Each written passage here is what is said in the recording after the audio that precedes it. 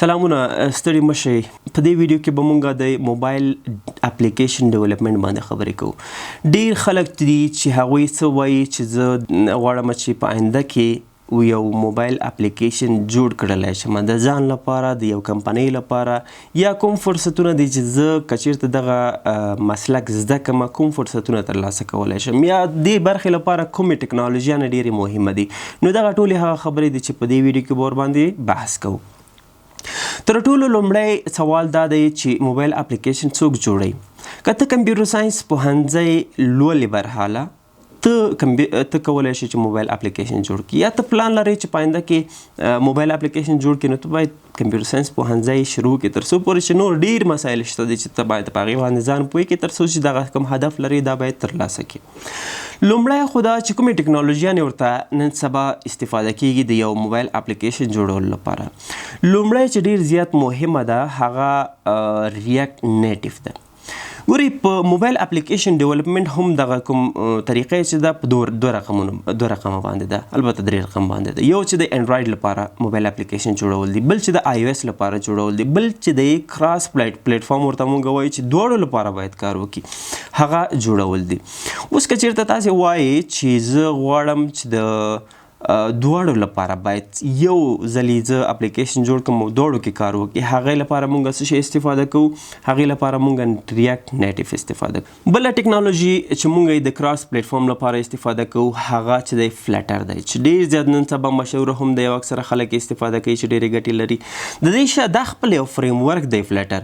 د دې شاته چې کوم لنګویج استفاده کوي هغې ته مونږ ډاټ وایو. چې تاسې ډاټ لنګویج زده کوئ نو تاسې کولی شئ چې بیا دغه د فلټر چې کوم ټکنالوژي ده یا فریم ورک ده دا باید ډېر په اسانۍ سره زده کولی شي. ریاکټ نیټیو چې ده هغه د جاوا سکرپټ یو فریم ورک ده. نو که چېرته تاسې جاوا سکرپټ سمه زده کوئ نو تاسې کولی شئ چې ریاکټ نیټیو زده کوئ. او بله خوبي به پکې دا وي که چېرته تاسې ریاکټ زده کړه ریاکټ نیټیو مو اتومات ورسره زده کېږي.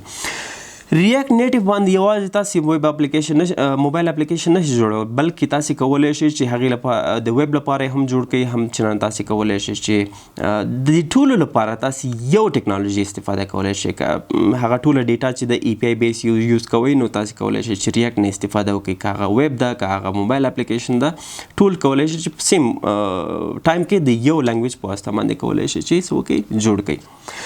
بل د دې کوم فرصتونه تاسو ترلاسه کولی شئ.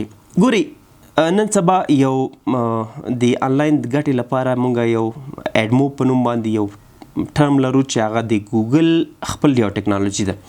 اکثره کسان څه کوي 15 اپلیکیشن جوړوي هغه په ګوګل چې کوم پلی سټور دی هغې کې اچوي په اپ سټور کې اچوي. هغه چې څومره کسان ډاونلوډ کوي او استفاده کوي نو هغې باندې اعلانات راځي. هغه څوک اچوي؟ هغه ګوګل اچوي چې ایډموب یې د هغوی یو برخه ده چې د هغې له طریق نه په دې باندې اعلانات راځي. تاسې به گیمونه استفاده کړي یا به تاسې دغه فری چې کوم اپلیکیشن وي هغه به تاسې استفاده کړي وي په هغې باندې اعلانات راځي. دغه اعلانات چې راځي دا یو څه فیصدي چې دغه اپلیکیشن چې چا جوړ کړی د دې ته ورکوي او یو څه فیصدي چې دا ګوګل خپله اخلي. نو دا یو فرصت د تاسې کولی شئ چې داسې یو اپلیکیشن جوړ کړئ چې هغه وایرل کنسپټ وي او تاسې په پلی سټور او همچنان آی او ایس چې کوم سټور لري هغې کې واچوئ او خلک یې څومره استفاده کوي نو تاسو ته به یو څه ګټه رسیږي چې دا یو پیسیف انکم دی زما په نظر باندې چې نور تاسې نه کوم خواري نه غواړي تاسې یو ځلې کار کوئ. بل چې دی یو نفر وایي یو اداره وایي زه موبایل اپلیکیشن ته ضرورت لرم نو تاسې کولی شئ چې هغې لپاره موبایل اپلیکیشن جوړ کړئ. یا ځینې مؤسسات دي یا ادارات دي چې هغوی موبایل اپلیکیشن لري او هغه ریګولر مینټیننس ته ضرورت لري یا نوي فیچر اضافه کولو ته ضرورت لري نو تاسې کولی شئ چې هغوی سره هم کار وکړي. بل تاسې کولی شئ فریلانسنګ پکې وکړي. فایور ده، اپورک ده یا داسې نور چې کوم پلیټفارمونه دي آنلاین په هغې کې تاسې کولی شئ ځان لپاره اکاونټ جوړ کړئ او تاسې کولی شئ دغه خپل خدمات هلته هغوی ته وړاندې کړئ. بل فرصت دا هم کیدلی شي چې تاسې کولی شئ ریموټ جاب ترلاسه کړئ. یو نړیواله مؤسسه ده یا نړیواله اداره ده هغه وایي چې ماته یو ډیولپر په کار ده چې ارزانه موږ سره کار وکړي. هغه اکثره د افغانستان یا د نورو کوم آسیایي هیوادونه چې دي هغې ځینې یو ډیولپر دوی هایر کوي او په کم قیمت کم معاش باندې هغوی سره کار کوي. نو دا هم یو فرصت ده چې ته کولی شي ترلاسه کړي. بل کولی شي چې موبایل اپلیکیشن ډیولپمنټ ته زده کړه، ته کولی شي چې په یو کورس کې استاد شي او درس ورکړي، یا ته کولی شي چې خپل کورس خلاص کړي، یا ته کولی شي چې یوټیوب چینل جوړ کړي او هلته خپل ویډیوګانې ریکارډ کړي او هلته اپلوډ کړي او هغه هم تا لپاره د انکم یو ذریعه جوړېدلی شي. فیسبوک کې ته کولی شي چې اپلوډ کړي او ته کولی شي چې یو چا ته د خیر ورسېږي، یو چا سره همکاري کولی شي. نو دغه ټول هغه فرصتونه دي چې ته کولی شي ترلاسه کړي.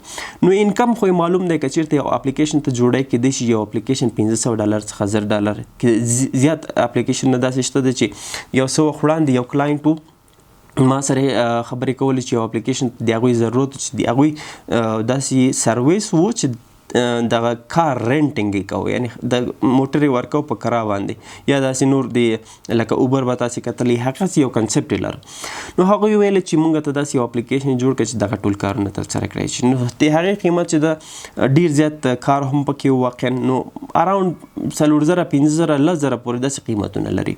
نو دا کارونه ته کولی شي چې څه وکړي دغه فرصتونه دي ترلاسه کولی شي.